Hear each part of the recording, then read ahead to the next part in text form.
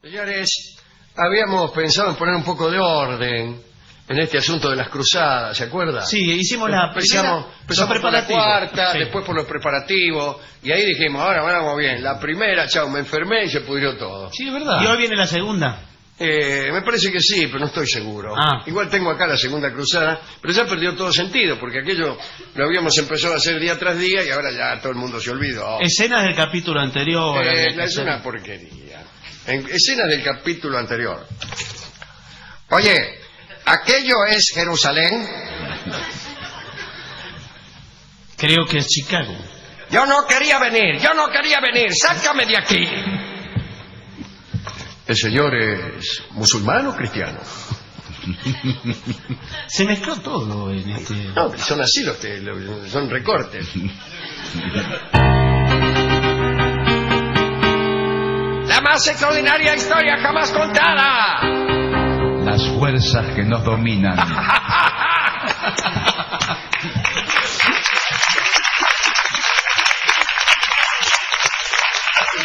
Bueno, hace algunos días, algún tiempo, algunos años, qué sé yo, contamos aquella primera expedición de cristianos europeos que, enfervorizados por diversos motivos, partieron rumbo a Jerusalén para liberarla de la dominación turca. Después del triunfo, triunfaron, tomaron Jerusalén. Godofredo de Bouillon había sido nombrado rey de Jerusalén y algunos de sus compañeros se convirtieron en señores de distintas ciudades cercanas a la ciudad recién recuperada. Muy bien, todos aquellos señoríos debían rendir tributo de vasallaje al rey de Jerusalén y pronto las cosas empezaron a complicarse. También se ha dicho que una vez tomada Jerusalén muchos se volvieron. Bueno, ya está, tomamos Jerusalén, se volvieron. Quedaron pocos para defenderlo. Pero también hubo otras complicaciones, además de la mezcla de extranjeros de todos los países, de distintos idiomas, de costumbres, de trajes, pasaba de todo. Godofredo había creado una especie de código de leyes para gobernar aquellas regiones, llamado Assises de Jerusalén. Allí se declaraba el reino indivisible y hereditario, hasta en la línea de las hembras, decía, como que eso parece una cosa un poco gauchesca. A falta de herederos, el alto clero y los vasallos inmediatos de la corona también podían elegir al jefe de Estado. El rey podía dar en feudo porciones de su tierra y cada una de ellas debía proporcionar 666 caballeros para reunir en el ejército. Se creó un tribunal compuesto por los jurados de la ciudad, que fallaba sobre negocios y crímenes, en fin. El código estaba escrito en letras de oro y se guardaba en el mismo lugar del Santo Sepulcro, en una arca enorme. Cuando tenía lugar algún debate y hacía falta consultar el código, solo el rey estaba autorizado a abrir el arca para la consulta y en el acto se presentaban 9 personas. Toda una cosa llena de protocolo. Hay que decir que este código no fortificó las bases del nuevo Estado, porque la miseria arreciaba. Estamos hablando de Tierra Santa, gobernada por tipos que habían llegado. Los cultivos eran muy pocos, no se veían más que las márgenes del lago Genazaret cultivadas y las del Jordán, el río Jordán, ¿no? Había continuamente tumultos. Un día, Godofredo de Bouillon, a quien todos respetaban por su fuerza, parece que tenía mucha polenta el tipo, una vez enfrentó a un tipo gigantesco y casi lo partió en dos con un tajo que iba desde la frente hasta la ingle. Mirá vos. Godofredo volvía de una expedición contra el sultán de Damasco, ¿no? Cuando el emir de Cesarea le ofreció frutas para que se refrescara y se refresquese, y él aceptó un limón. Y al rato Godofredo de Bouillon exhaló el último suspiro. Era el año 1100. Chao. Lo sucedió Balduino. El nuevo rey de Jerusalén era ambicioso, llevaba vestiduras arrastrando, permitía que le hicieran reverencia, comía sobre lujosos platos y entraba en las ciudades precedido por un montón de jinetes que tocaban la trompeta. Bueno, los ataques de los turcos eran cada vez más frecuentes y algunos hombres importantes sufrían peligros terribles. El ejército de Bohemundo de Toulouse cayó en poder de los turcos y Bohemundo pudo escapar haciéndose el muerto. Es muy difícil hacerse el muerto al mismo tiempo que uno escapa. Sí. Pero parece que tendido en un ataúd, llevado por unos amigos, ¿no? Atravesó el territorio enemigo, las flotas griegas, y llegó a Roma. Y ahí se quedó contando sus hazañas en un boliche. Tancredo, otro de los jefes, defendía Antioquía con grandes esfuerzos. Y Balduino del Burgo, que era sobrino del rey, debió entregar su ejército, incluso su barba, a los sarracenos. A todo esto, el rey Balduino no tenía un centavo y exigía a los fieles limosnas para sostener todo su fasto. Los genoveses y los pisanos por ahí ponían algunas armas, pero no alcanzaban. Tancredo murió y los turcos envalentonados tomaron las armas y penetraron en Galilea con 30.000 hombres. Para los cristianos era un azote más.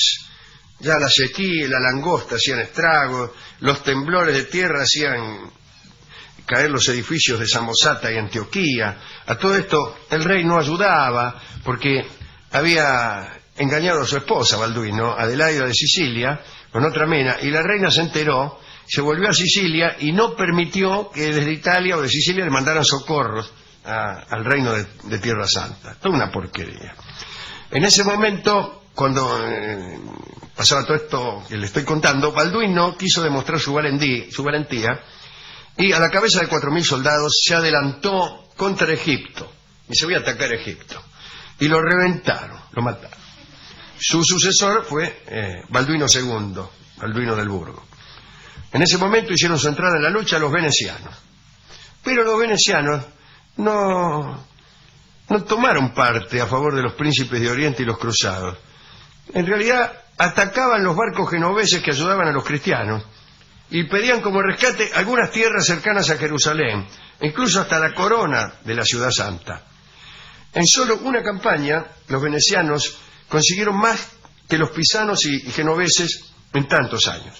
Bueno, Balduino II, harto de las emboscadas y ataques de los turcos, directamente empezó a guerrear de forma directa. Dice, vamos a la guerra total. Empezó a pelear contra los omíadas de Bagdad, los fatimitas del Cairo, el sultán de Damasco, el emir de Mosul, todos ellos. Poco tiempo después, Balduino II se cayó del caballo y se murió. Que es lo mejor que le podía pasar, porque como le estaba yendo... Bueno, tampoco la muerte, ¿no? Lo sucedió Balduino III, que era un chico de 13 años que no sabía nada de nada, y Omadeddin Zengi, que era sultán de Iconio, aprovechó la situación. Zengi atacó Jerusalén, la tomó por asalto en 1144, y después de saquear y degollar, hizo que desde lo alto de los minaretes fuese nuevamente proclamado el islamismo. Todo Occidente se indignó. Sin embargo, al año siguiente los soldados cristianos expulsaron a los sarracenos. Nureddin, el hijo de Zengi, juró no volver a entrar a la capital hasta no haber exterminado a todos los cristianos y conquistó la ciudad vecina de Edesa con ese propósito. Y bueno, conquista una ciudad acá cerca, qué sé yo. Y en ese momento se empezó a hablar de una segunda cruzada. ¿Para qué? Para salvar a Jerusalén de su futura caída, porque veían que Jerusalén estaba muy debilitada. Muy bien, hace unos días cuando hablamos ni siquiera de la primera cruzada, sino también de los preparativos, hablamos de Pedro el Ermitaño, que fue el precursor de la primera expedición. Y en esta hubo otro parecido a Pedro el Ermitaño. Era Bernardo, el abad de Charabal. Había nacido en 1091 cerca de Dijon, en Francia, y era un tipo que, qué sé yo, que decía discursos, andaba seguido de la gente, todo el mundo lo decía. En ese momento el rey de Francia era Luis VII, el joven. Parece que este muchacho, Luis VII, el rey de Francia, durante una guerra contra uno de los varones de la propia Francia, contra la Champagne, había hecho incendiar en Vitry una iglesia en la que se habían refugiado 1.300 personas. Se murieron todas. Entonces, Bernardo, esta especie de profeta, le dirigió al rey una carta indignada, diciéndole: usted que se piensa que hizo sonar a 1300, lo mejor que podría hacer es ir a la Guerra Santa en expiación por su falta.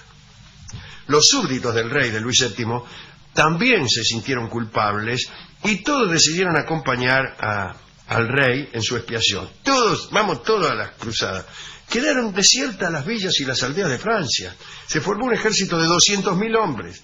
Iban también bellas damas, brillantes trovadores, un escuadrón de amazonas, cosas así.